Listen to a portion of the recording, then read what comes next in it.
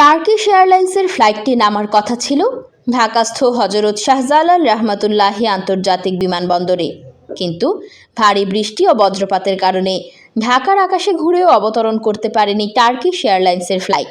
পরে ফ্লাইটটিকে কলকাতায় জরুরি অবতরণ করানো হয়। বৃহস্পতিবার দুপুরে এই ঘটনা ঘটে। হজরত শাহজালাল আন্তর্জাতিক বিমানবন্দর সূত্র জানায়, টার্কিশ এয়ারলাইন্সের TK-722 ফ্লাইটটি তুরস্কের ইস্তাম্বুল থেকে রওনা হয়ে দুপুর 12টায় ঢাকায় অবতরণের কথা ছিল, কিন্তু অবতরণের আগ মুহূর্তে আবহাওয়ার প্রতিকূল অবস্থা ও বাতাসের বেগ বেশি থাকায় ফ্লাইটটিকে কলকাতা বিমানবন্দরে অবতরণ করতে বলা হয়। পরে কলকাতার স্থানীয় সময় দুপুর 12টা 10 মিনিটে ফ্লাইটটি নিরাপদে সেখানে অবতরণ করে।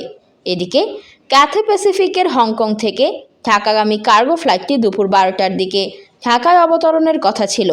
একাধিকবার নামতে ব্যর্থ হওয়ায় এটিকে ভিয়েতনামের হানয় সিটিতে পাঠানোর সিদ্ধান্ত নিয়েছিল বিমানবন্দর কর্তৃপক্ষ। তবে কিছুক্ষণ পর আবহাওয়া অনুকূলে আসলে ফ্লাইটটি আবার ঢাকায় অবতরণের সিদ্ধান্ত নিয়ে পৌনে 1টার দিকে অবতরণ করে।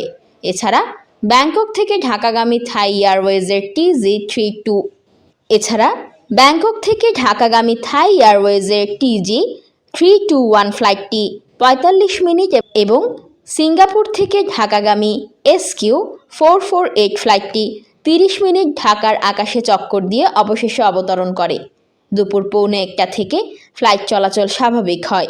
হজরত শাহজালাল আন্তর্জাতিক বিমানবন্দরের নির্বাহী পরিচালক গ্রুপ ক্যাপ্টেন মোহাম্মদ ইসলাম জানান, বৈরী আবহাওয়ার কারণে ফ্লাইট ওঠানামা কিছুটা ব্যাহত হয়েছিল। কয়েকটি ফ্লাইট আশেপাশের বিমানবন্দরে ডাইভার্ট করা হয়।